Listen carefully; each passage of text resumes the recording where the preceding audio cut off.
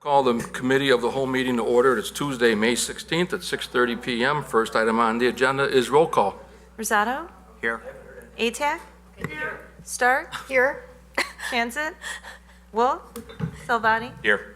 Brown? Here. O'Brien? Here. Callahan? Here. Meitzler? Here. Mueller? Here. Ewer? Here. Saron? And McFadden. Okay, we have a quorum. We're going to adjourn in just a couple minutes, but before we do, Laura wanted to make a few comments and introduce Anthony. Good evening, everyone. I wanted to introduce my new administrative assistant who we hired on April 1st, the same day that Chris Cudworth started as our communication coordinator. We were really lucky to have Anthony apply for this position. Anthony has both his undergraduate and Master's of Public Administration from Northern Illinois University.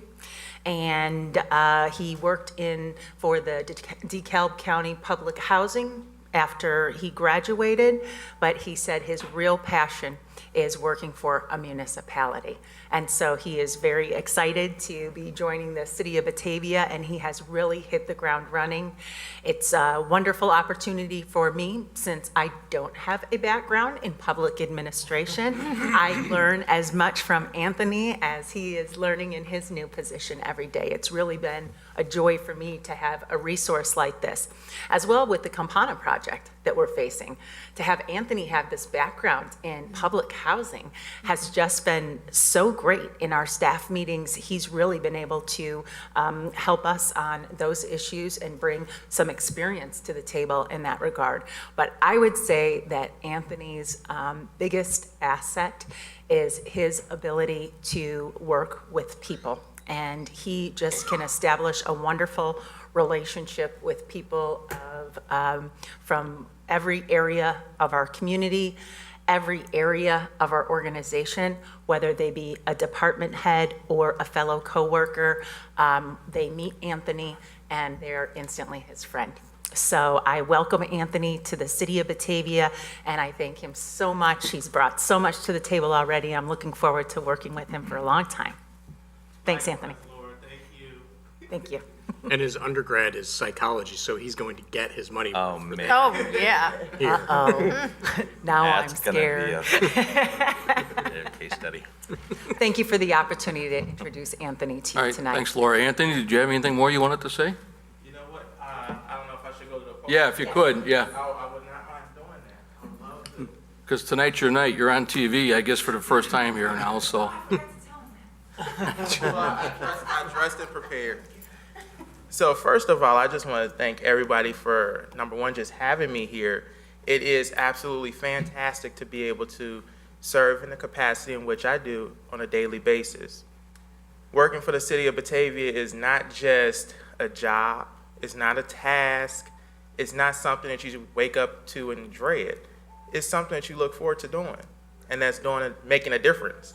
So you get up, you're ready to work, you're ready to do great things, ready to deal with the challenges, and ready to come with solutions. So it is wonderful being here, and I'm excited to work with Laura, work with every one of you, each and every one of you, both department heads, council, everybody. I'm just glad to be on board with such a great city, great organization, so thank you so much. Well, thank you. We're happy to have you here, and I'm sure you've heard through Laura and whomever else, maybe the mayor, some of the longevity of some of the people that come to work for Batavia. We just had one retiree last night get recognized by the mayor, had been here for 40 years. So hopefully you'll stick around for another 39 and a half or so. All right. Well, thank you. Thank you. All right, then we're gonna we're not gonna take a recess. We're just gonna move this meeting from here to walk across the pedestrian bridge over to River Street. We're gonna walk around there a little bit and talk about a few things, and then the mayor said last night he'd like to walk up and down the Riverwalk over here and up by the dam and come back around by City Hall here, and then we'll come back in here to continue the rest of the agenda items. So with that, we'll just turn off the TV and head on out. Okay, we got the recorder going, so we're all set and ready to go. So we were just on our walk around the river and over on River Street, and we'll continue that conversation in just a minute, but the next item on the agenda is items removed, added, or changed. I know of nothing. Laura, do you have anything? Okay. Item 3 is matters from the public for anything that's not on the agenda. Item 4 is the discussion on the River Street redevelopment. That's the way it's listed here in the agenda. I think that kind of just is encompassing of everything along what we just talked about, what we're thinking on River Street possibly, and what we're thinking along the river banks and the future going forward. Anybody got any comments on what we saw and what we think? You know, I guess I would be interested in hearing what everybody's opinion would be on, you know, Scott and Gary went out and got this bid for cutting all those trees down on the west bank there. And that was just following my orders to do that. I heard some say, well, why don't we save this tree or why don't we do that? So if there's some consensus about that, that's fine.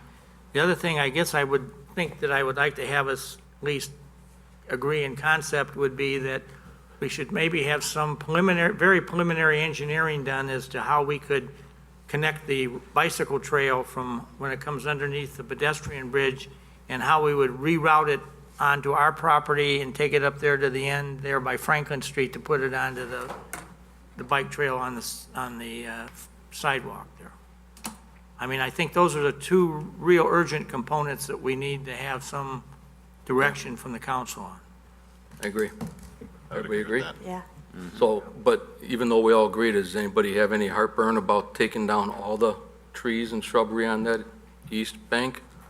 I just think that dead tree that the birds tend to perch on. I mean, I've run past there several mornings and you see eagles perched up there that are, you know, they're out there hunting and stuff. And I know it's going to fall at some point, but trees fall in rivers all the time, and that's just part of what makes a river, and it just increases the wildlife in that area where they fall. And it's something that we're going to hear about if we cut that down, because people look to that tree to see what's up there now. I pleaded my case to Scott Haynes when he was standing there by the tree. He said, Susan, do you want me to walk over and push on it? Because that's how close it is to falling over. He said the problem is that when it falls into the river, it's going to travel downstream and catch on the island down further or on the bridge, and that's a problem because then it's really hard to fish it out. So it's better to be proactive than reactive on that tree. So we had about a 15-minute conversation about why that tree was a good tree, because I look at it every day to see who's up there. So that's one of the problems, and you know, I don't know how we can fix that. And I also was there, because I'm there so often, I run into random people. And Rahat was out one day talking to someone about the trees along the riverbank, and were any of the trees worth saving? And the consensus was I mean, they went through and they looked at every single tree. What is the species of this tree? What is it worth saving? Is this, and the consensus was really no. They're all mostly scrub trees, so. Well, if they're not, mostly or are? Gary can speak to that, he knows better. Yeah, Scott said it's not worth anything saving out there, not anything worth saving out there. Thank you. If we're From a going to species standpoint. discuss citing the bike path, is it worth then coming up with a landscape plan and putting some kind of landmark kind of green, something green in there, just so it's not so barren looking? Can we, just from staff's perspective, Yes. can council discuss the timing of the bike path? I had always understood the bike path was part of a future development. But if the timing is such that council wants to proceed forward with it, then it becomes a city project, and that's fine too. You guys just have to kind of let us know. I think we need to move ahead with a conceptual plan of it, you know, whether or not we ever come up with the money or that becomes a part of the development, any development, but I think we need to come up with a plan.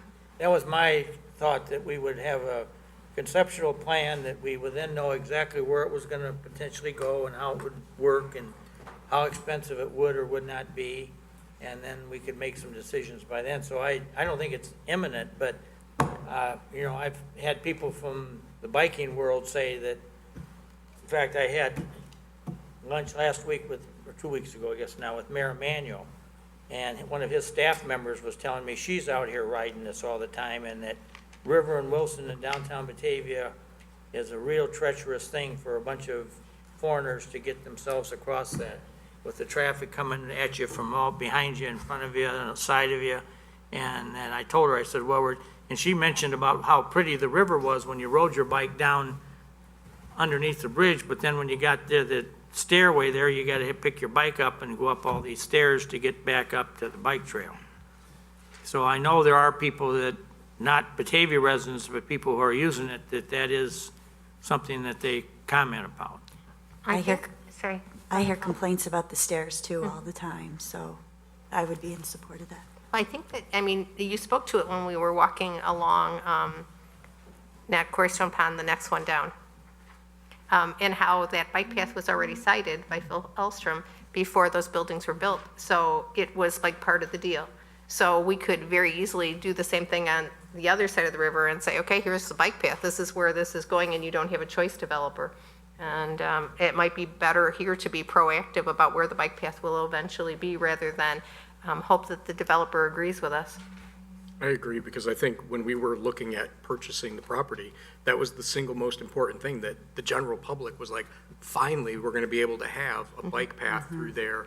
And I think that's where, that was one of the main reasons why we voted to buy that land. And I think we don't sit back on that. I mean, we can sell the other parts later, but I think having the public benefit of having that is huge right now.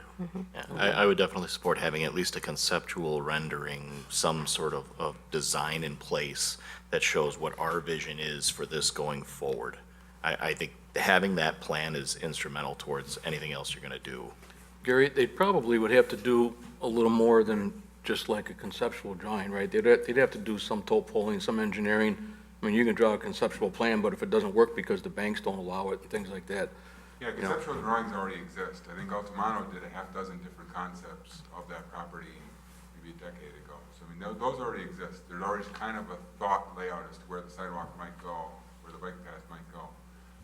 So, yeah, I mean, that's the next thing, is we're to the point of committing to engineering at that point if we're doing that. I mean, I don't remember, Scott's not here tonight, as I look down here. I know Scott has those concepts, so maybe that's a good first step, is to bring those concepts to council. Really, probably none of those concepts are what we would want anymore, but and that gives you an idea of, I think some of those concepts were even just like single-family units. I mean, it's not exactly maybe what we're looking for, but the point is that they did different concepts, so. Well, that'd be a good point of starting Yeah. for Right. some I'd like to thinking of see what them. that area could do for us. I I'd have like to at those, least I see can them. send those out. You have those? Okay. Yeah. And there also is the major drainage sluice, whatever you want to call it, that goes under River Street, the tunnel that we had to take care of. That right now goes under Pal Joey's. So we need to, there's a manhole at the top of the bike path ramp that needs to get out. So that has to be part of any project. That's got to get a new outfall to the river. Yeah. But Elliot? as much as possible too, though, I mean, not knowing what these conceptual drawings, consist of, just because I haven't seen them, if at all possible, I'd like to have this kind of extend the conversation to not just that area of River Street, but even going south too. And we obviously just, 2-3 weeks ago, took the walk down to the wastewater treatment plant, going down south on Shumway here. Can we even start to talk about more theoretically what we would want to see coming down that street as well? If we're going to spend the time and efforts and energy towards a redevelopment, plan, then let's look at the whole area. My question for the funding source of this would be, at what point does the city start and the park district begin in terms of how things get funded? Since we are a town that has all of these different groups that have their own taxing districts. So how do those determinations get made? Well, And the county too. What I would suggest would be that, I think it's probably pretty clear that the council and the mayor would like to see some future planning, including bike paths and restoration of the riverbank. So my suggestion would be we direct staff to get together with the park district and have some good conversation, because I do think that they have ownership in some of this. And I think that they would concur, because they last year said that they would put, I think it was $50,000 aside in their budget for future planning of the river banks. And I believe we've got some in our budget this year also, Laura? That pertains to our cooperation on the dam project. So the engineering, each of Okay. us set aside $75,000 $75? toward the engineering. Okay. Well, why don't we, I mean, does everybody agree with that? Why don't we start with the conversation with having staff get together with the Park District and then come back to us with a plan on how they could see this moving forward. And then, I mean, I think they heard pretty clear how we feel about it. We'd like to see some changes and some planning. So that takes care of that as far as the planning and the engineering, but now what about the trees and the shrubbery removal? I say it's time to get rid of the old and bring in the new. I understand what you're saying about the bird tree, but it's gonna fall over. We gotta rely on our staff. They say it needs to go, it needs to go. And then there's nothing saying that when we remove all this stuff, that we can't budget then next year to plant half a dozen or a dozen trees along the edge of the riverbank where our plan that we're gonna have at that time says it'd be a good place to plant them. So we could get rid of the old and bring in the new. Well, we might want to, I mean, I know that when Altamont was doing River Street, and I mentioned this earlier, I mean, a point that they made to us at the time to the council was that nobody knows there's a river going through downtown Batavia, because only if you're on the bridge did you see the river. And so when the mayor had it cleared out over here on the West Bank, I thought that was a step in the right direction. So I think it's a good step now to clear out. But I would like to have some sort of a landscaping plan in hand. So, you know, Gary was saying we'll leave stumps there for stabilization. But I think we need to have something in plan so we're not just a year from now, if that comes out, we all approve it and it's gone, we're scratching our heads, well, now we need a plan. It'll be 2 years before we do something. So I'd just like to start planning now what we're going to do. I agree. And have something in hand. So if it's going to be, take them out this year and next year, we initiate and institute that plan. That's what I think we should do. I think removal of the trees is something that should be done regardless. And I think it will also make planning easier because right now, how do they even get in there and start doing any surveying or anything? Yep. It's just too overgrown. Well, you could see where up from the boat landing up, the Park District has cleared out. Right. That bank all up. So to your point, I had a good idea of what it's going to look like by just looking up 500 feet up the river. Right. It's going to look like that. So So there are some trees there. there's a large swath that didn't have anything there that Yeah. it made it visible as to what that's going to look like. North of the ramp? No, No, not north of the south. ramp, south of the ramp, Yeah, I north of think there were Challenge. still a few trees, though. They're out Yeah, they're further, off they're south. not on the bank, they're out into the landscape. Up into the, area. those are up in the park that's Right. there. And that's why it's one of those things, why doesn't that ever get used? Because your eye doesn't travel up the river. All right, so we all agree to remove all the brush and have staff bring us that contract for approval? Yes. Yes. Yes. Mayor, anything else? I think it's a good start.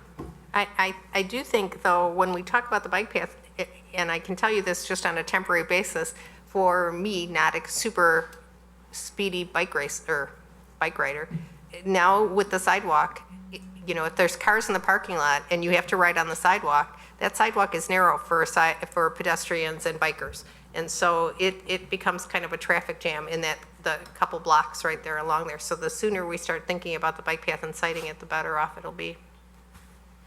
Okay. A couple more items that were brought up when we were walking around, and Gary said, just give me direction, please, is the wall along the bicycle path north of Pal Joey's and the fencing that's there.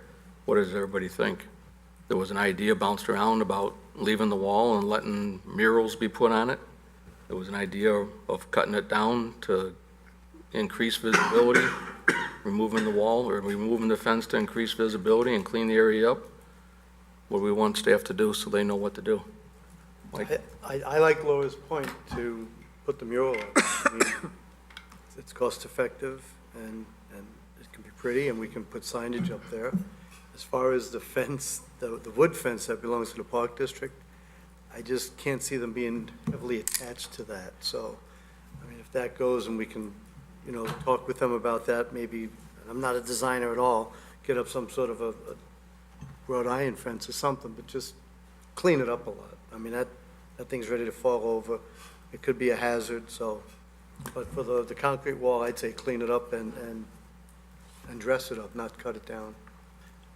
Elliot? I'm not against a mural, but I just want to make sure that we might be prepared that if that becomes a piece of art, we aren't living with that for many years to Yeah, come. that's a good point.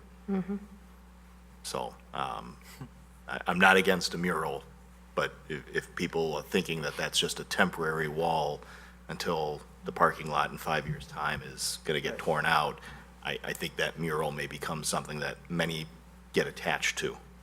So, One of the things, we have a precedence for that because on the back of the building that had the Walgreens, there was a Joe Gagne painting, and that was able to be moved over to Water Street, adjacent to Water Street Studios. So perhaps something of that nature could be done with that piece if it becomes beloved. Laura, do you have somebody that's interested in doing that already? Is that how it got brought up? No, we're just kicking around ideas in a marketing group aimed at promoting River Street businesses during the One Washington Place project. You know, I mean, in the Village of Oak Park, they have on South Boulevard, where they have the train trestles, they have all these old, ugly, decrepit walls that they hired various different painters, and they took a section of, say, 8 foot wide up to the top, and they painted something. I mean, it was their art that they painted, and it just marched down South Boulevard. And some of the stuff was kind of funky, and stuff was very pretty, but it was just bringing arts to their town, and I thought it worked really well. That's great for something that has some permanency, and the problem, as I see it, is it has to be done rather quickly, because the point is trying to promote those businesses now. So currently, we have an ugly concrete wall that's doing nothing. So unless we can put some temporary signage on it until somebody can get in there and paint a mural, it's just an ugly concrete wall that just hangs out there. Well, it's been an ugly concrete wall for Yeah, but a there lot used of to be a years, building behind So it. we're not gonna do it in 2 weeks. Well, I know, but there's that empty space where a building used to be. So there's like wall, nothing, ugly brown fence. So, I'm more for like, what can we do quickly and inexpensively than let's drag this out for a long time. The reason why I liked what Dave was suggesting about that is thinking about what's going on in the next couple of years. And that's supposed to be a living street. If we've got a place that people are going to be congregating away from potential construction, it's a good place for people to gather, to go back and forth across. And when there's festivals, there's always a shortage for actual places to sit around there. So it could be a lot of extra park benches that really aren't going to be park benches in the normal sense, but people will gather there, congregate. It'll push people further down the street, which is the ultimate goal of what we want to see happening. Get people used to using those other side streets, getting them less bottlenecked up near the south end of the street and move that down. And so that's why I immediately, when Dave was kind of saying that, I could picture just sitting out there. And with all those trees gone, people are going to want to sit there because you're going to have the open view of the river now. And we don't have to invest in a park for the time being, but we've given them a park and park views.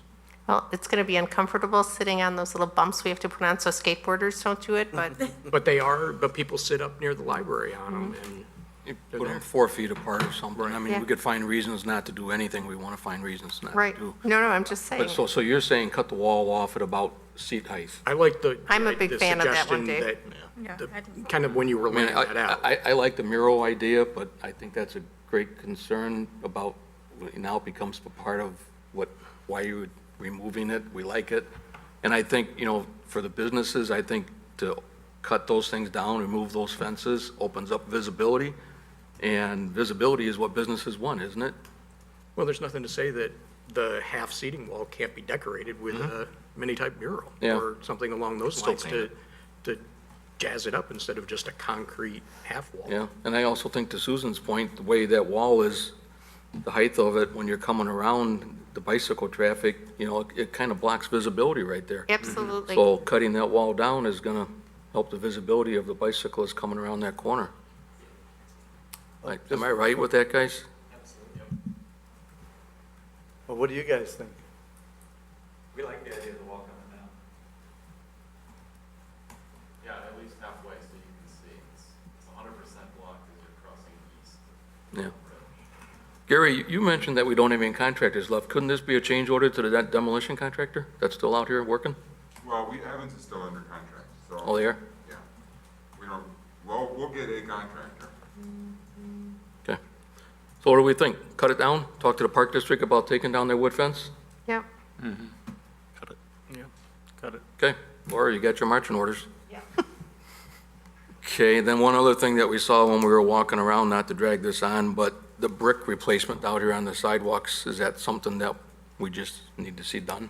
If I can speak to that, Yes? because we'll be bringing back to you in the next 2 or 3 or 4 weeks, the architectural proposal for the start of the remodeling, which is in the 2017 budget.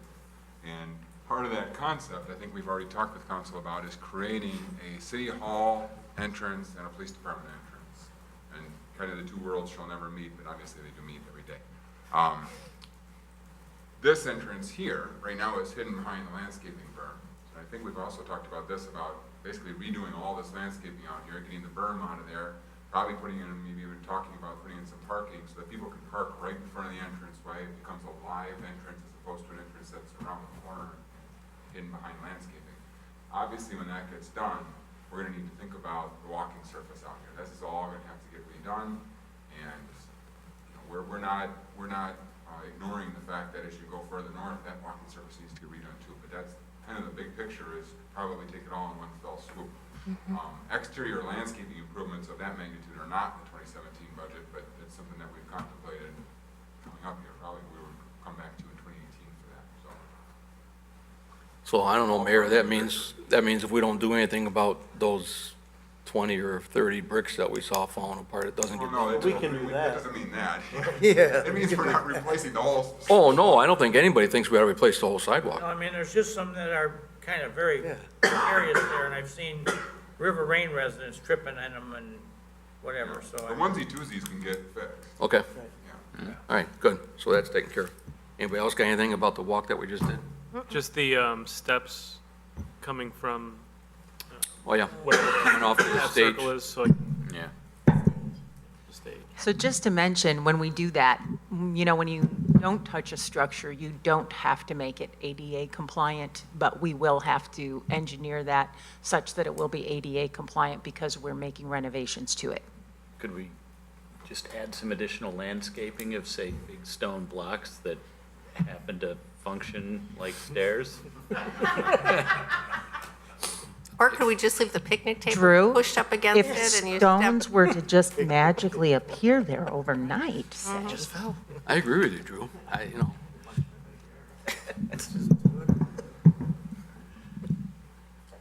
Okay, There is no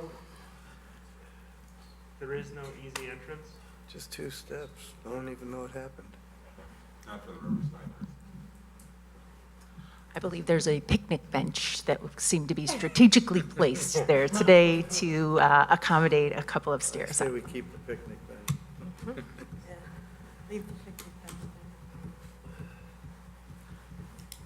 okay. Anybody else have anything? Okay, we're going to go on then to item 5, the consent agenda, which is the March financial report from Peggy Colby and her crew. Anybody have any comments on that? I made a few comments last night at the council meeting. Anybody else have anything? Okay, can I get a motion to recommend the city council approval of the March financial report? Second? Oh, So moved. Motion by Stark. I thought you said that you were making the motion. Okay, motion by O'Brien, second by Stark. All in favor? Aye. Opposed? Motion's carried. Item 6, Resolution 17-65-R, authorizing task order number 11 with Trotter and Associates Incorporated for the conceptual engineering services related to the realignment of the Fox River Trail at the wastewater treatment plant for an amount not to exceed $33,000. Alderman O'Brien? You just said it. So it's just a follow-up to the committee of the whole meeting of April 25th. Scott gave us a cost to do it, and as you say, it's a conceptual rendering, so. I tried to highlight in the memo the key scope items which were identified.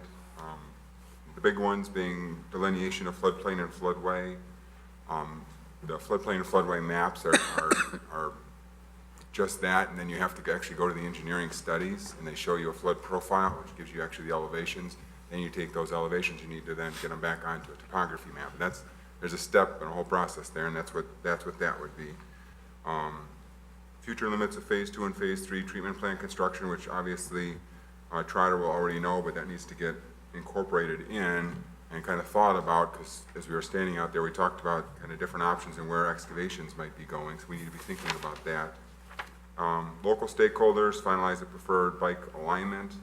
We all know kind of the general path, but it might be a case of, do we shift it 5 feet to the west, 5 feet to the east? Once we get to that point, we gotta have that meeting with all the stakeholders to kind of finalize and make sure everyone understands where everything is going. Army Corps, DNR, IDOT, all the regulatory potential issues there. And then finally, the conceptual design report, with all those things incorporated into it, along with conceptual cost estimates, bringing back to City Council. Timing-wise, we will shoot so that we can start thinking about future year budgets for this, so.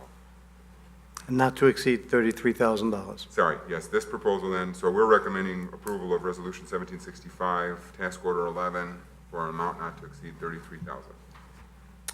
Any discussion? Anyone have comments? Anybody from the Bicycle Commission want to comment on it? Just that we're glad to see that it's here, that you're making a decision. Anybody want to make a motion? So moved. Second. Motion by Meitzler, second by Mueller. Mike, I got one comment. Yes. I just want to recognize Scott for being here tonight. I don't know if you've all had a chance to meet him or not, but Scott is Scott Trotter of Trotter and Associates, and he's been working with the city for how many years, Scott? Since 1990. Since 1990. And I think, the mayor always uses the phrase, I think, a real jewel here or something like that. Whether it's $1 million contract or a $33,000 contract, the owner of the company is sitting here tonight. So Yes. he cares about this town. He cares about what he does for this town. So I just want to thank Scott for sticking with us all these years. Thank you for recognizing that, Dave. All those in favor? Aye. Opposed? Ayes have it. Consent agenda? Yeah. Okay. Yeah, let's put it on the regular agenda so people know we're talking All about right. putting the bike path Good. over there. Okay. All right, item 7, discussion of the Public Works Quarterly Report. There is no memo on this. Gary, There wasn't, we didn't really have a direction coming out of the last meeting. You guys kind of were going to decide amongst yourselves and then give staff direction. yeah. So I kind of brought that up about the engineering report, and Gary was kind enough to send everything out, or not send everything out, but send out a report that Noel Basquin, a prior city engineer, had done. What's everybody think? Do you want more than we get? Do you want something that detailed, or do we want to just let it drop? It's entirely up to you. We never gave Gary direction on what we wanted done. I always liked it. Yeah. I liked it. I mean, it was a lot of work. I get that, but it brought everything in a bundle to you, and you were able to go through it, and you knew what was going on throughout the city, all kind of public works work. And it's good to know all of that, so I liked it myself. I kind of think, I thought of it tonight when we were walking across the bridge, when we asked what was going on with the West River Bank and the protection of the utilities along there, and that's kind of, unless we see follow-up on that kind of stuff, we never know where it's going, and it could be getting worked on. There could be hang-ups with different government agencies that we're not aware of, but it keeps us in touch with what's going on. I'm getting confused between the engineering report and a public works report. Are they different? thing. They were the same thing? Pretty much Okay, same so thing. this is what Noel did that we're talking about? Yes. Okay, that's what right.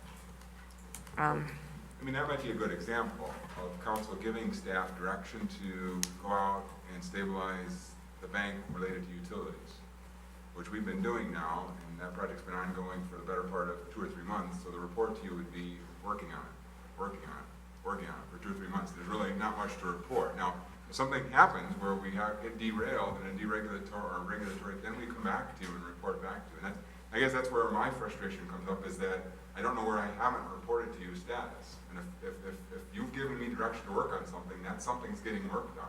And when it's finished, then it comes to you for approval and we go forward. Well, I just thought it was, working on it is at what stage of development is it at, what stage of construction is it at? And we lose, maybe it's just me, but I think council itself as a whole loses sight of some of these things that we give direction on. And we get tied up in our own lives and our own work, and then we come here and I know I forget things, and here, now at least it's once again presented to us. Oh yeah, I remember that we were talking about this.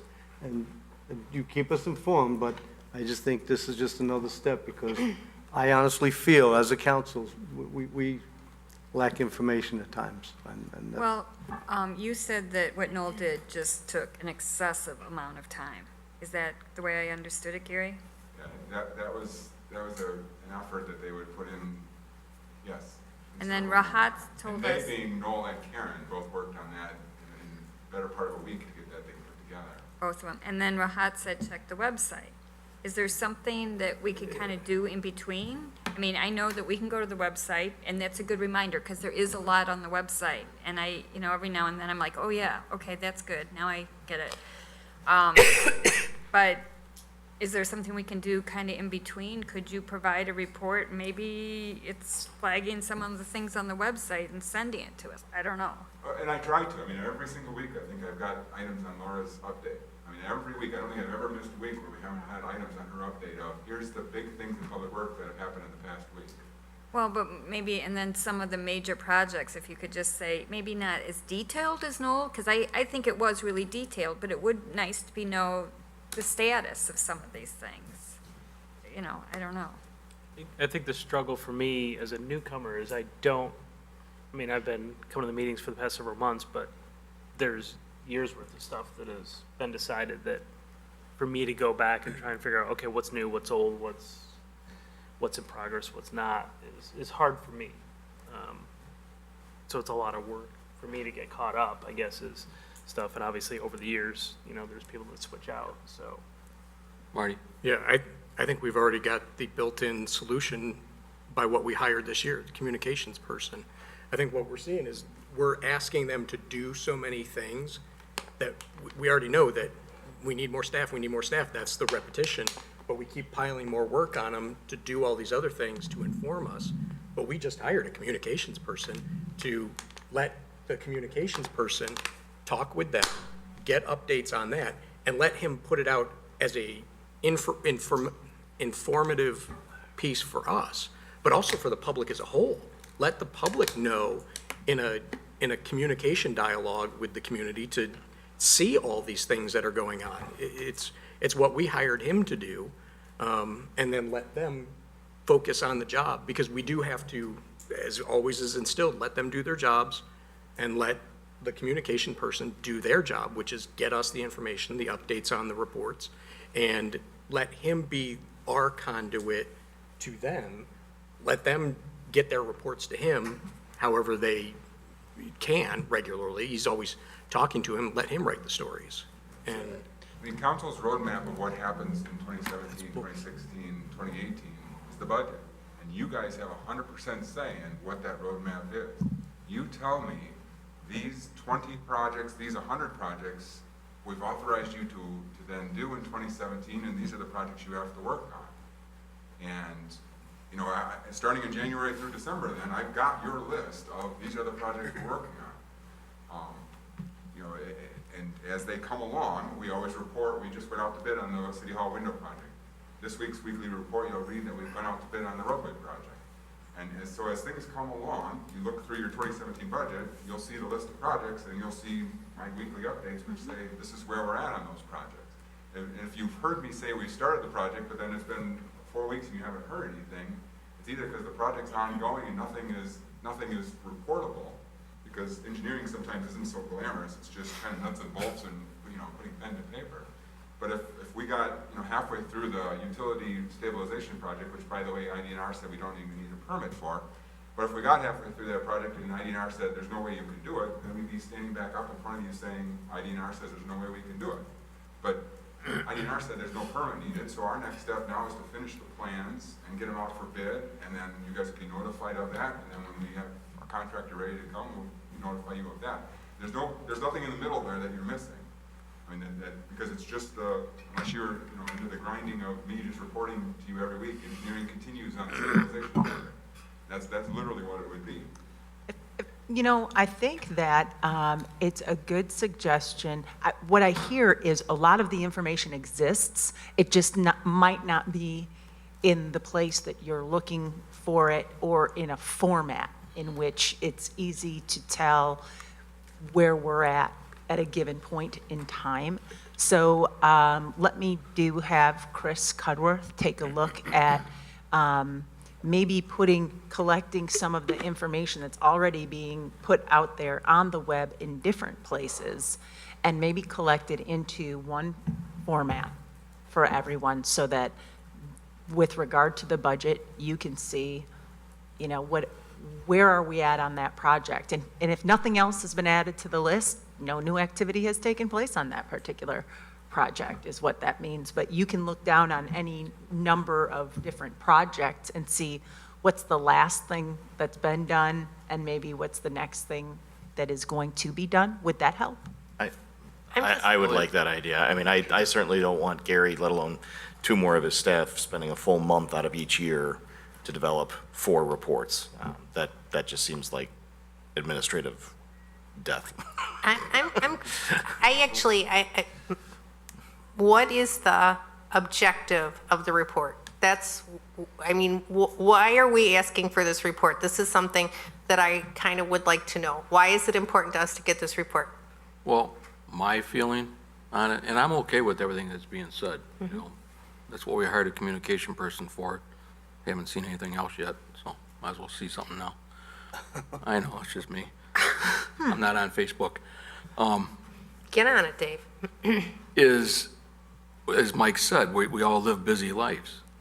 Okay. So we pass something, it's in the budget, but as we're walking across the bridge tonight, you say, hey, whatever happened to doing that utility protection?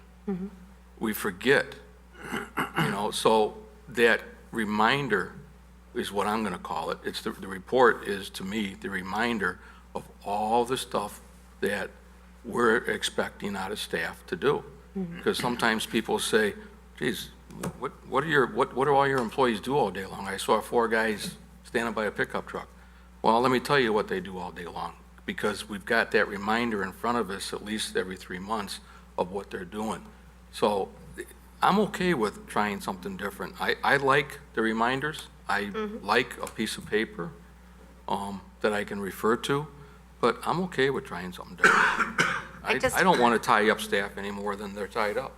I guess, there's, and this is solely my opinion, and you guys all pretty much know how I feel about things regularly, because I say it. But if it's in the budget, if we gave staff direction to do it, if it doesn't get done within the allotted time that it was supposed to, they are either coming back to us and saying, we can't do this because blah, blah, blah, or they're saying, we need you to approve this because we're working on it. If we get to the end of a year and we're reappointing department heads and they haven't achieved the goals that we set out for them, that's when you go, oh yeah, you didn't do the work you were supposed to do, rather than like looking over their shoulder and making sure they're doing their jobs all day.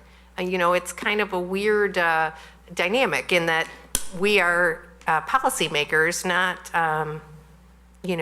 people to run around after our staff and check up on them. I would, I have a hard time with that. Let me throw another idea out to everybody then, because we're also on our agenda tonight is or the other night was tonight actually, the financial report. We didn't start getting that monthly until about 6 months ago, because am I right, Peggy? There were, in that detail? Yes. See what I mean? I forget things. I need reminders. I feel valued. You could have gone with me on that one, Peggy, I was trying to get you out of doing some work. I can't because it's actually a requirement that we report that. And we were getting it every month. Yes. at a committee meeting? Some of them may have been a little delayed just because of closing out the month. So you might have gotten a couple together where it didn't, so there might have been a month where you skipped because you got 2 together. Okay. 2018 budget, administrative assistant to Chairman Brown. I guess the question for me is there a real reason we need this? Or is it because we're nosy and want to know what's going on? This is the area where I go, okay, wait a minute. Do I need to look over Gary's shoulder all day long? Do I need to look over Peggy's shoulder all day long? No. They know what their job is. I think you have the wrong perspective on that. I don't think we're looking over their shoulders, seeing if they're doing a good job. No, I think didn't we say a good job, just doing a job. I don't think we're being nosy. I think we just want to know what's going on. It's not being nosy. When we get asked things, we're always told, you want to know. We get notices from Laura, hey, you want to know this here in case, the residents in your ward are asking questions. You'll have some background, you'll have some information. We just want to know what's going on in the city because we're answerable to the residents in our ward as to what's going on in the city.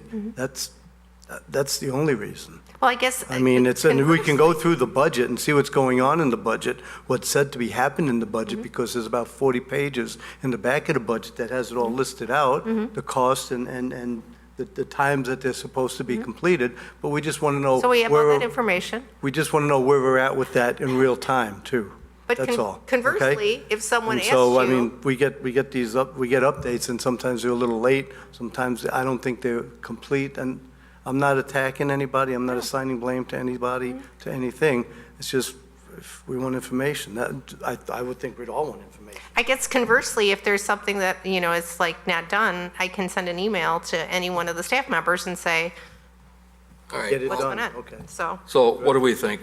We could debate this one back and forth forever. yeah. No, I understand what we're talking about, and that's where I think this is the opportunity we have that responsibility, exactly like Mike said. If people do look to us to have the information, and if we're like, well, I don't know where we are with that, it puts us in an awkward position where it doesn't look like we know what's exactly going on. But the flip side of that is we don't need to make staff do all the extra work. I think it's just going back to what Laura said, figuring out a better way to get the communication to us that we do need, so we do know, so we don't have the deer in headlights look, I don't know what's going on. I think, and that goes to the whole reason why we wanted the communications person. Get us better informed so we can better inform the public, and also let him also do his job in informing the public too, because maybe if he starts putting those out more and pushing them out in wider formats, it may result in less conversation with us, hey, what's going on? And I appreciate that, believe me, I do, but I'm a little confused with our communication guy. I thought we hired him to talk with the public, get it out to the public, to the media, not to give us information from staff. Staff presents to us at Cal meeting. And so staff, Gary communicates with us, Scott Haynes communicates with us, Byron communicates with us, not Christopher Cudworth for Byron or Gary. I mean, Chris communicates from us and from staff to the public.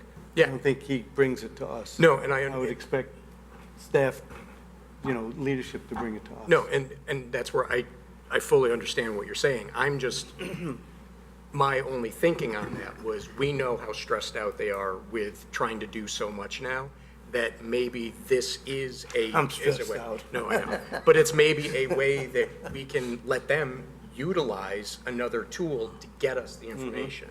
But Let him be the conduit. We don't have to have Gary give us the information. Except Gary does have to be, and his staff does have to be providing the information to Chris. Absolutely. So And- to that extent, it is a burden on his staff, whether they're putting together, and they are putting together the reports. It would just be, is there some way that it exists out there now that Chris can get it and just put it together and get it out to you? Do you use a project planning software? Do you use project Chris planning comes to the software? Isn't meeting. there some sort of, no, you're not, okay. I didn't, Didn't you say that most of these projects are on the website anyway?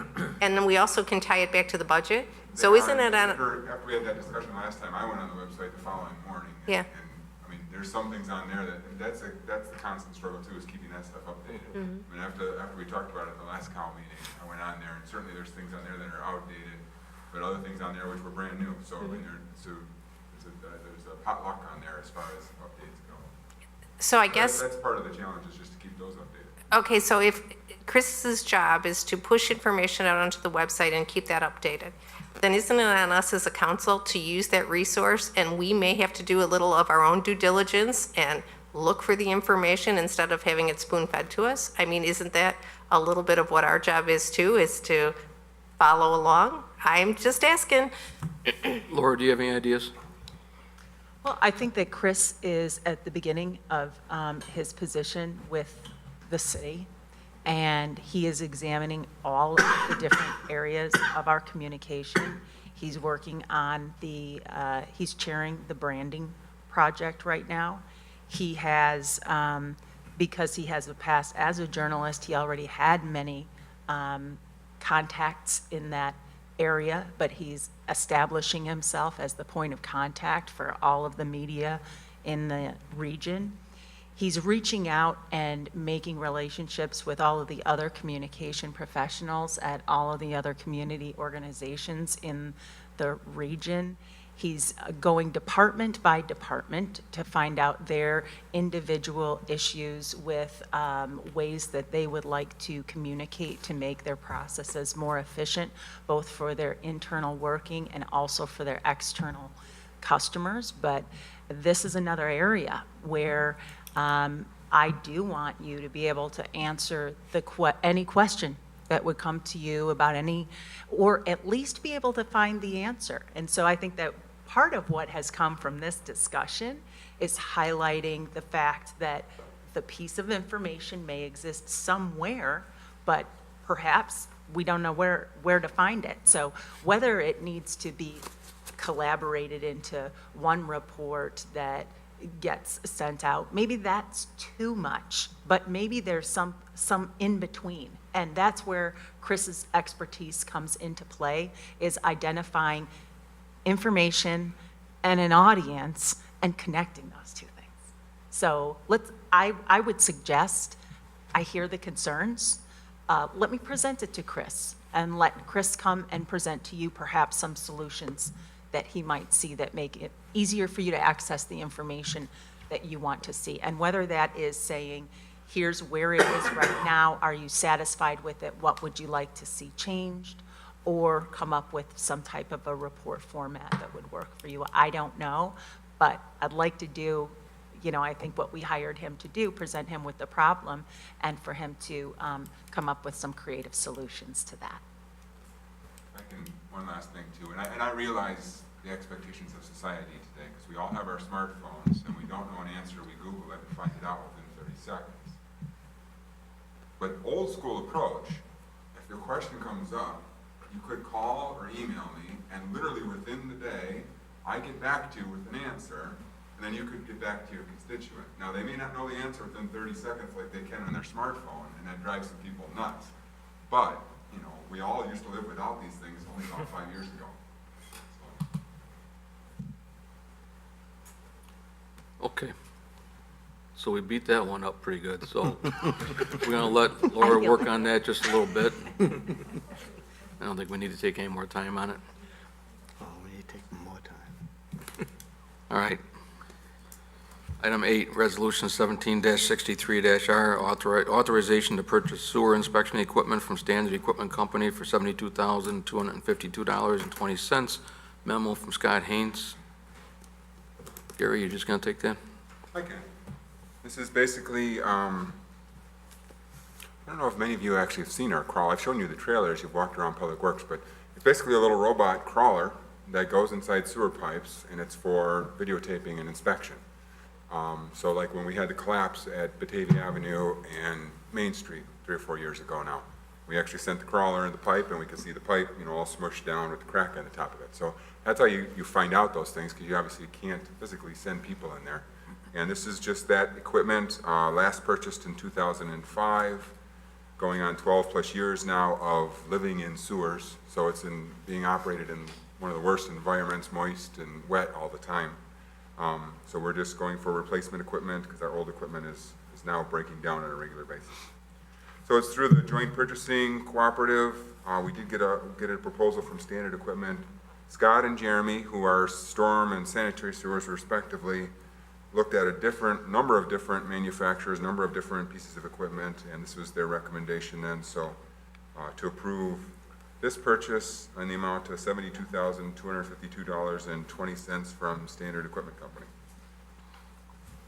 Any questions? Marty? Just normally, when we have equipment, we put it out for auction. On this time, we're doing the trade allowance. Is that because we would probably make more? Yeah, this is not, I mean, a landscaper can come buy one of our dump trucks. There's really not much market, especially for this type of equipment. And it looked like it breaks down a lot, so. Yeah, it's kind of highly specialized, and they're gonna probably salvage the parts off of it. I think they're doing this more to get our business than anything. Right, right. Make a motion, we recommend City Council passage of Resolution 17-63-R, authorization to purchase sewer inspection equipment from Standard Equipment Company for $72,252.20. Second. Motion by O'Brien, second by Callahan. All in favor? Aye. Opposed? Motion's carried. Okay, thanks, Gary. Next item, project status. You want to give us an update, Laura, what's going on in town? Please. On every budget item.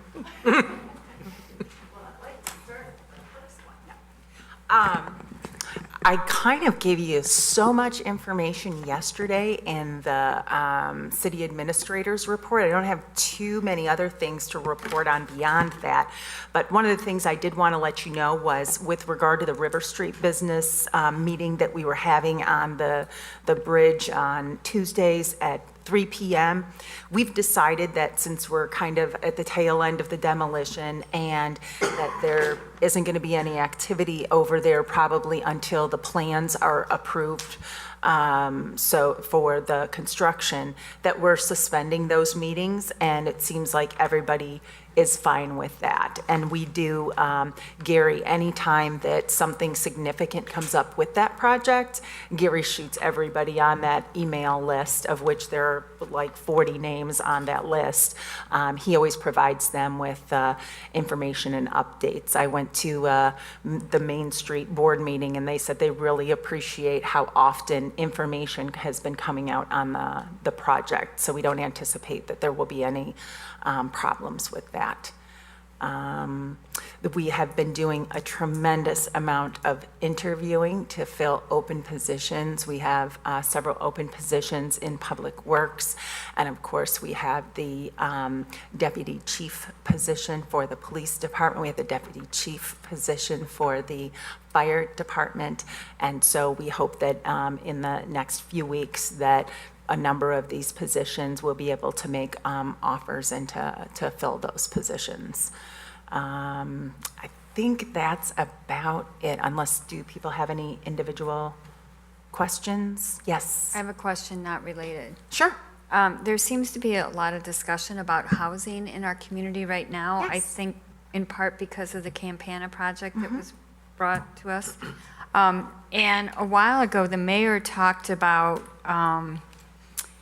he was told that Batavia has like this really interesting kind of historical museum, I'm going to use that word for a lack of another word, going from the river west. Yes. So you can kind of show the type of architecture as you go west. And I'm wondering if we can get some information about that. And I know that Scott's going to be coming to talk to us about housing, our housing policy and all that sort of thing sometime this summer. Yes. So it would be interesting maybe to have that information to talk about the different types of housing that we have in Batavia. Sounds good. I also wanted to let you know that a Campana project page has been created on the website where all of the relevant documents have been posted. Also, after the meeting about Campana, the people who had put their name wanting to receive email information, we've already sent out 3 different emails to that email list directing them to additional documents that have been added to that website. So that's something just keeping people informed of how that's going. Anybody else have anything? Mike? When are we planning on breaking ground for 1 North Washington? Well, right now, they are working on their plans that they need to submit to community development. And so when they break ground will be dependent upon when we're able to provide them with an approval of those plans. It could Right. happen anytime as early as the end of August. It might not happen through the end of this year if we're not able, we just don't know until we look at the plans how long that's going to take. If they're perfect on the first run, we can probably break ground this year, but What are they hoping for? when are they hoping for? They're hoping for as early as possible too, because it's in the developer's best interest to get started building. The sooner they can collect revenue and the longer that they have on the TIF in order to get the reimbursement of their TIF reimbursable costs. And it's in the city's best interest that we break ground as soon as possible. Oh, absolutely. So we don't want to wait Everyone's. till next year. No one wants to wait until Well, next year. we'll not If we could- mention that. If we could break ground tomorrow, we would. Okay, good. I mean, just, we don't No- want to. nobody's putting the brakes on this project. We want to It's- keep pushing them to get it in. It's full speed ahead. The problem is that it's full speed ahead on something that we can't see. You know, it's not something that is within the city's ability to make happen. And so while it seems that there is this pause, there's no pause. Everyone is full speed ahead on this project. Who's everyone? Well, the developer, their architects, the architects experts that they're hiring to do the electrical, the structural, the plans that have to do with this project over here are going to be extremely complex, and there's going to be a lot for community development to review. So one of the things I know that they're working on is making sure that they keep as clear a schedule as possible, so that when these plans come in, they can be reviewing that and not have a lot of other things on their plate at that time. So we're doing everything that we can do to be prepared for when construction begins. Gary? So in the next couple of weeks also, we'll be bringing to you a proposal from Walker. Walker's a parking deck engineering specialist. Walker builds parking decks. It just happens to be their specialty. Rahat, myself, Jeff, Scott Haynes. Actually, if you go to Terminal B of the Kansas City International Airport, I was involved in that parking lot, so the next time you're there. But, I mean, really, it's not our expertise. So we're gonna bring a proposal for Walker to come in and serve as kind of our eyes and ears on the functionality, the engineering, kind of maintenance issues, all those things that the city needs to watch out for, considering we're gonna inherit a 300 space parking deck that we're not experts in, but we need someone to tell us how to make sure we're watching out for our best interests. So that'll come to you in a couple weeks too. We'll have them on board and ready so that when we receive the plans, we can be ready to go. Marty? Prior to actually breaking the ground, don't they have to find out what the cost is going out for bids for the parking garage to Yeah, they're working on determine? that too. Yeah, because I mean, that's gotta happen before. Do we know when that happens? Because that's one of their, They told us that's going to go concurrently with the review process. okay. Because that's still one of those ones that could be a deal killer. I Laura, believe can you, Dave I'm sorry, Patzel- Mike, go ahead. Yeah, I'm sorry. I believe Dave Patzel was out there last night. I seen him there was 4 or 5 other guys with him, and they were taking pictures and doing all kinds of stuff, pacing and walking around the property. So I'm sure they're Oh, yeah. want to get moving on this as soon as possible. And we talk several times per week with Dave. Can you share with us anything about how the easement procurement is coming along? It was delayed, as you know, due to an illness in the family. And I have asked Kevin to reach out to find out if that situation has stabilized to the point where we can pick that up again. Okay. Anybody have anything else? I got a couple more things for you. Okay. Last night at the council meeting, we had, again, 2 different agendas, one online and one typed, one on paper, that were different, and that's happened before. and there's been some memo issues where we're doing a lot of cutting and pasting, wrong alderman names, things like that. What are you going to do to try to stop this from happening? It's been happening a lot lately. Well, I guess that we need to refocus from just leaving it be the administrator's responsibility to me taking more time going through all of those things. I don't see any other way around it.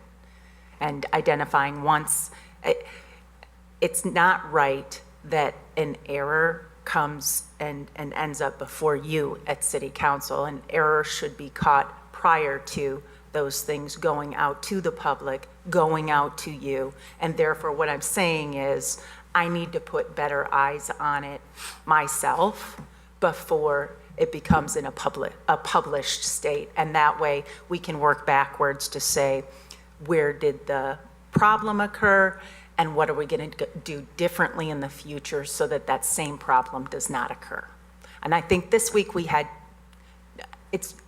there are two people working on it at the same time. It's a learning effort right now, and sometimes things get missed in the handoff of two people working on the same project. But I am satisfied knowing that the kinks there will get worked out.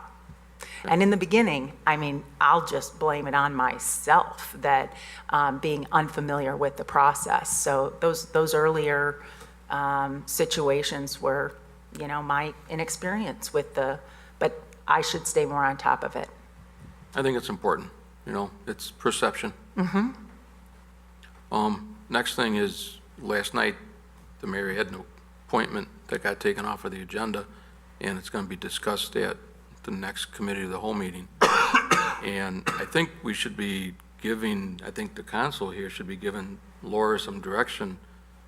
We're having some conversation here about what it is that we're going to converse about a week from tonight, because we need to bring some resolution to that appointment, or we won't have a plan commission that's functional.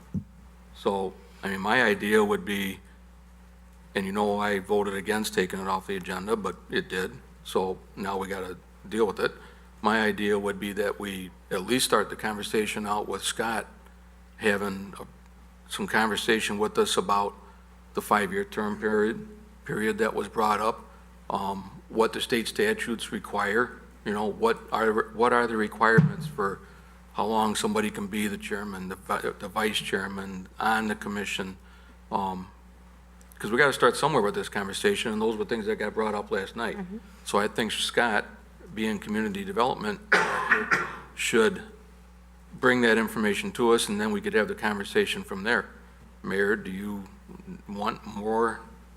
No, I mean, I think that's a good start, that we need to have a better understanding. I think the other thing I'd like to have Scott kind of do is that where I see this heading is that we're probably going to have some kind of a joint gathering between the city council and the plan commission at some point, and kind of have a review of where everybody's role is in this whole thing. And, you know, where the city council ultimately is the final authority, and, you know, where, you know, we take some advice and counsel from the plan commission, and many instances we follow their recommendations, sometimes we don't, but that's all part of the way that this whole thing works. And I think that probably needs to be clearly understood by everybody, and, you know, Scott's probably the guy because he oversees that program. I'm not trying to put him on the spot, but I think that would be, you know, a good way that we have some discussion and kind of find out what's at the bottom of any concerns that anybody may have. Yeah, I think that'd be a good way to go. I know I've had a couple aldermen ask me to kind of jump in there and talk to the plan commission members, because it's the understanding that they kind of work under community development. And back in years past, when we had the committee structure, I would say that the community development, this committee had direct contact basically weekly, daily with plan commission. Everything that goes through plan commission is basically something that would go through community development committee. And so at that time, the chairman would be asked by plan commission, what do you want to do about this, or how should we handle this? There was more direct intercommunication, but as I explained to a couple that asked me to kind of jump in there, I said, you know, even though by title, I guess you could say I'm still the chairman of community development, I don't feel as though the Community Development Committee, nor any other committee, is a functional committee. It's a title. It's somebody to present whatever's being presented at the committee meeting and at the council meeting. They're a non-functional committee. So because of that, I didn't feel as though it was anywhere near my place to even have a conversation with any one of them about what they were doing. They've got their job, they've got their role, and let them do what they do. So, that's why I didn't do that, but I think we should start out with Scott. Does anybody else have anything they want to tell Laura we'd like to hear about that? I guess I have some comments. I agree that it's maybe they have a job, and we're not really supposed to influence it too much. And I remember receiving, I think maybe it had to do with the Walgreens transaction, a letter from our attorney saying that, kind of stating that we weren't supposed to influence the Plan Commission. That, It came from Bill McGrath, because it was one of the aldermen who went out and talked sternly to a person on the Plan Commission after one of the meetings. It was a lot of shouting, and so it came from Bill McGrath saying, we need to back off of that group. Yeah. Okay, so I am, I'm comfortable talking with them about any communication problems that we've had or any concerns that we have. They obviously have some concerns with how we're working with them because they feel that we're not listening to them. But I feel that it's somewhat punitive not to appoint these particular people at this point. We could have talked to them before this appointment. We could talk to them at any point along the way. But to hold this back seems like we're punishing them. And so I'm a little concerned about that. I think we should work with the Plan Commission, and I'd like to know from Scott how much authority we have to work with the Plan Commission, because I'm concerned about that. So I think communication's always good, but I think we have to be careful to give them space and not be punitive. I think I would like to know more about the process from the appointment, their term, their charter, all the way through. I mean, it's clearly, I looked at Geneva, St. Charles, other websites of surrounding communities, and it talks about the length of term. It talks about who are the members and when their term expires. It also, I found interesting in other communities, the Zoning Board of Appeals is not necessarily the same people who are on the Plan Commission. And so there are other ways to look at Have we this. always done that? Wasn't that a change recently? We had two separate commissions. Yeah. So I guess there's a part of me that's like, we've had a vacancy since Ed stepped down in mid-October that we've not filled yet. And so there's now a rush, there hasn't been a big rush to get that space filled. So why are we in a rush to reappoint the other two commissioners until we have some idea of what, how things work? And so I think that there has been a breakdown of communication between City Council and Plan Commission. And it was frustrating to go to the meetings of Plan Commission during the One North Washington project and hear the Plan Commissioners say, yes, the city did provide studies on parking and on traffic, but we don't believe those, so we're going to vote against it. And so that's where you go, okay, wait a minute. We need to have some focus that makes sense from our perspective and from their perspective. So, when opinion starts getting interjected into how they make decision, that's where things start to break down. And so I think that that's one of the reasons that it kind of needs a refocusing. This is not picking on the two appointees as much as it is let's all get on the same page in terms of how Plan Commission is supposed to run. And it could very well be that those appointees won't want to be in Plan Commission anymore, if we say this is how it's supposed to be. I can't speculate to that, but I just want a refocus. I think the statute is really clear on how it's supposed to run, if I understand it correctly. I don't think it's up to us to say. I don't know, but I thought there were, maybe Jeff, but I thought there were specific rules about what their job is. That's what I want Scott to address Exactly. next Tuesday. Exactly. Marty? Yeah, the reason for doing what we're doing is exactly from attending the Plan Commission meetings, and that was the first opportunity legally that we could discuss it, because we got the memo on Thursday. So there's no time to meet with them beforehand at a public setting when last night was the first time. The reason why asking it was from sitting at the public meetings on those issues and others. Scott has done a fantastic job of explaining what the roles are. There has appeared to be this disconnect, and maybe it's like what Dave's saying, seizing some of that reins and going back and talking. The communication has fallen off. And some of the issues that I have seen, I'm not sure that some of the appointees may or may not want to do this anymore from public statements.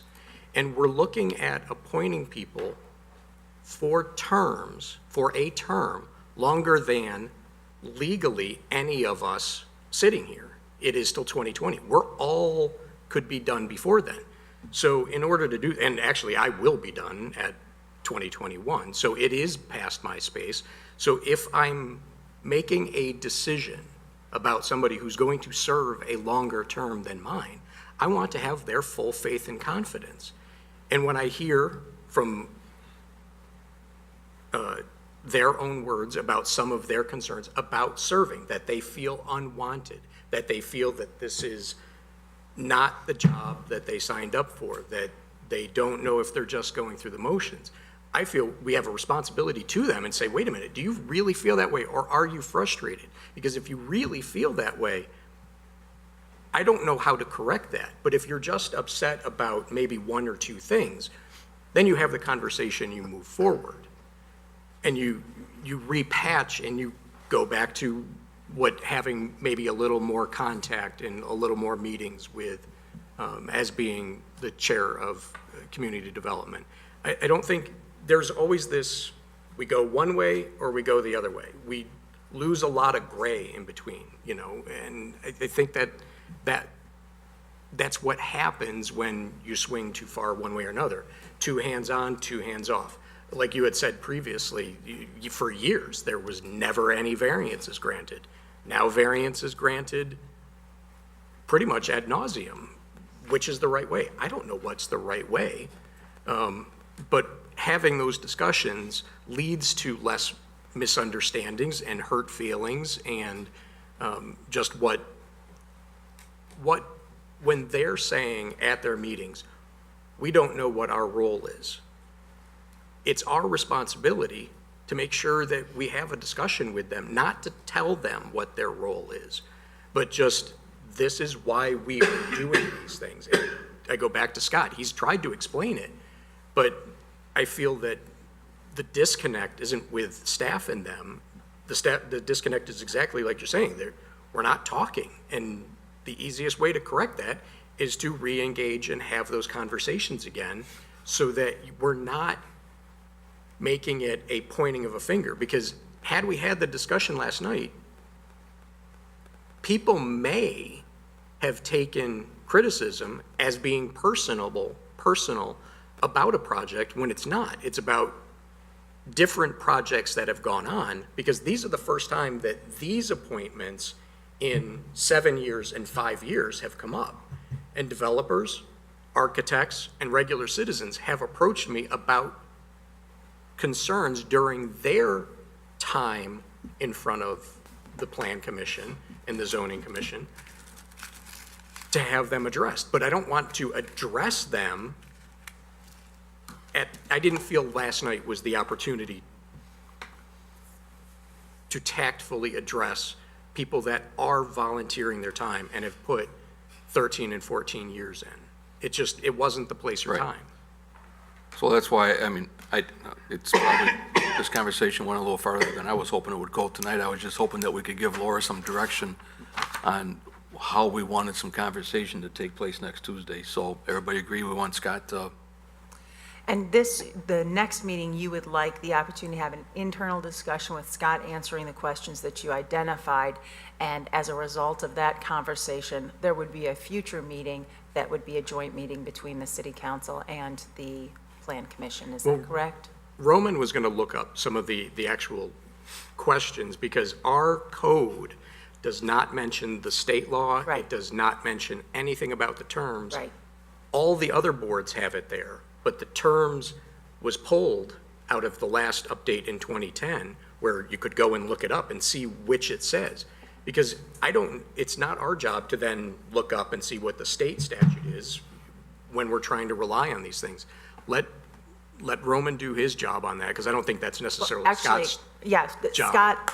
Scott is asking the questions. Okay, and so all right. Scott Well, then, will, yeah. based upon the I just- advice we receive from the city attorney, he will then provide you with a memo answering those questions. But also, that night, we'll have someone here from the city attorney's office and Scott to answer any questions that you may have. Yeah, I just And didn't then want to in make the- sure we were having double work, where Scott's looking up stuff and Roman's No, looking up stuff. Let's let Scott spearhead this. Right. right, exactly. Okay. I do want to point out, oh, go ahead.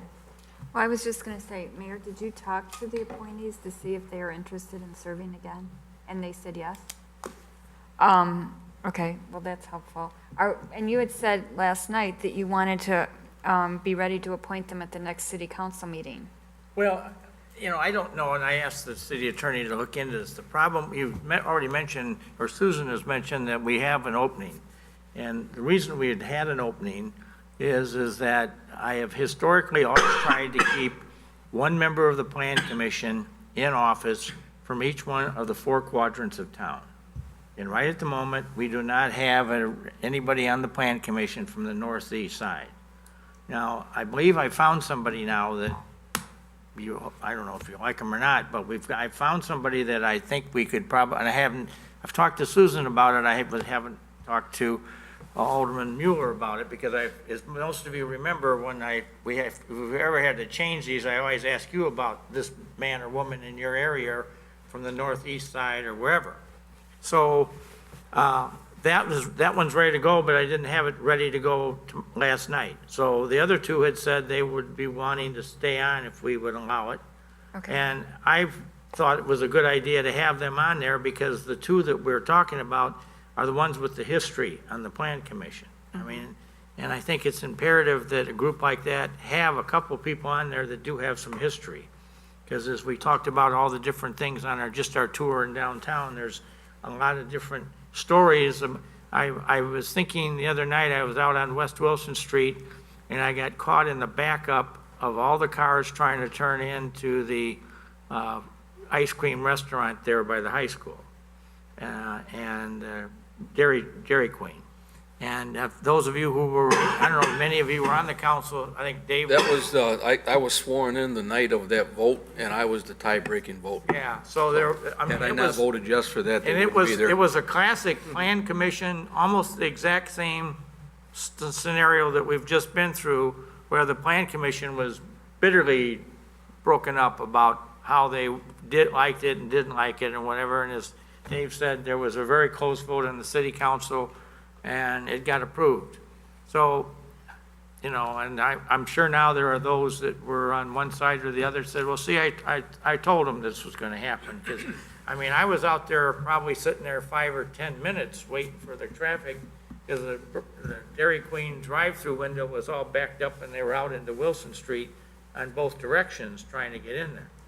So I just cite that as an example of past plan commission issues that have been, and certainly the Walgreens one was very confrontational, I guess I would describe it. I think McDonald's, as you may remember, was confrontational, the rebuilding of, so I mean, this is not anything new. This goes on, and quite frankly, I guess I would subscribe to the idea that one of the best things that could happen is to have that kind of discussion at the plan commission, because then you get it all out there on the table. And then nobody say, well, you didn't discuss this, or you didn't discuss that. And, the one plan commission's for it and one's against it.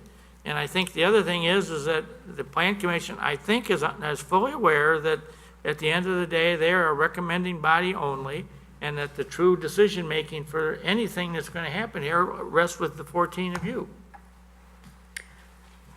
Okay, so, I just want to point out that on the schedule for May 23rd, we have both the discussion of the stormwater utility and this discussion of plan commission. Is that too much for one agenda, or would you like to move one or both of those? Because on the following, May 30th, discussion of the Prairie Street reconstruction, and No, I some think you should leave it. complicated issues associated with that as well. Yeah, just leave it.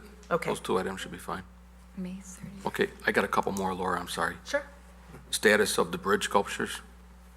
The bridge sculpture, the science bridge sculpture should be able to be installed in the next month. The sculpture that was just awarded is in place through the end of this month, and then the artist is reconstructing it in June, and then it will be installed in July. Okay. Store hedge? Store hedge.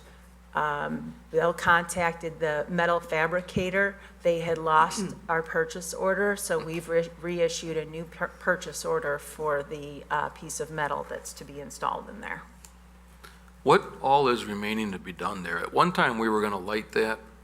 There was going to be a sign put up. What all are we doing? It's been kind of a, Well, the big piece that we're waiting for is the piece of metal that is to be etched with the story of all of the various stores that are to be honored as part of Store Hedge.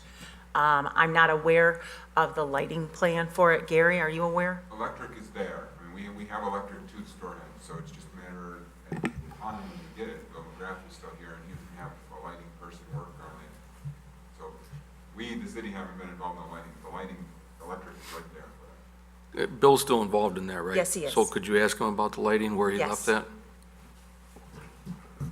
You know, I just want to throw in, for whatever reason, I really think we do need to get this done. This is probably the longest awaited completion of a project in the history of the city of Batavia. But how bad it has become, 3 times in the last 6 months, I have come down here 9:30 at night or whatever, and I find somebody has hooked a poster or an advertising piece onto Stonehenge.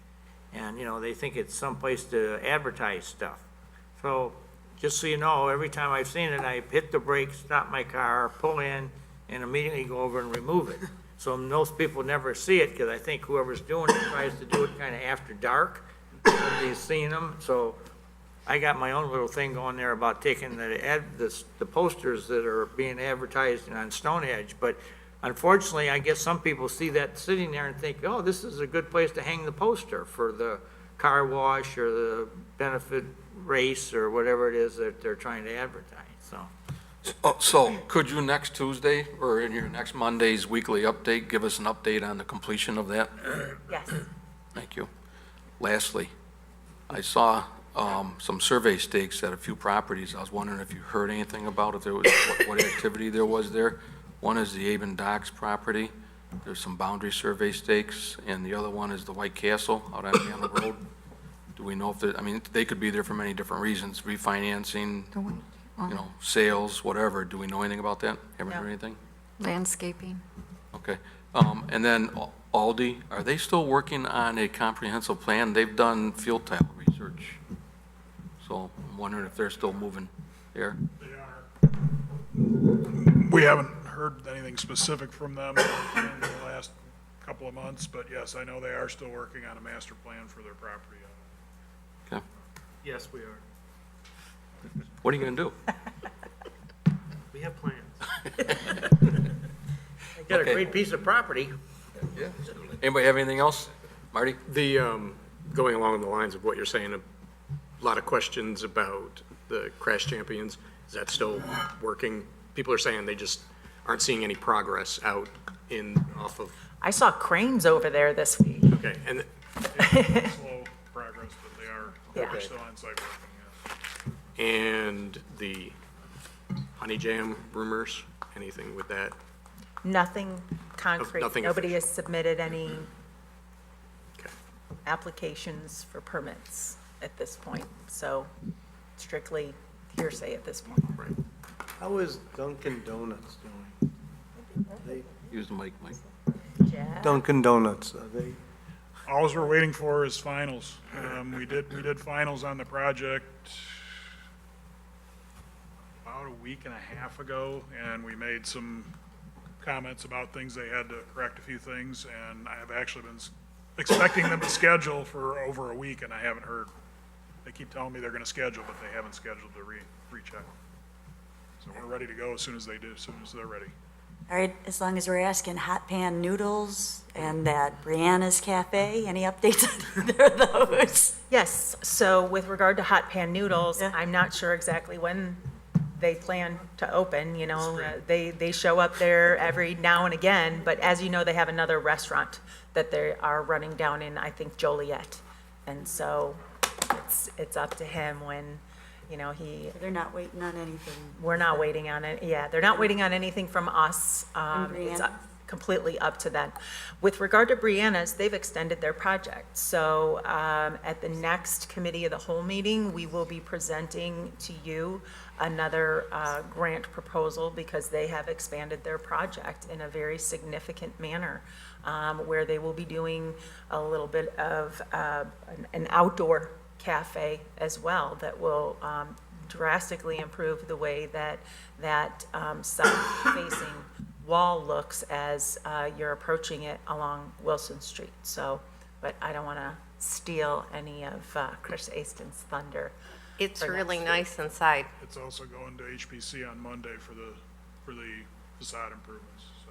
They've done a really nice job on the build-out. I just, again, in my walks to McDonald's, they've done a lot of tile work and a lot of knee walls, and it looks really nice inside. I was really impressed. So, The owner told me he thought it would be the end of the summer. Oh, the owner told me that he thought they'd be opening by late June.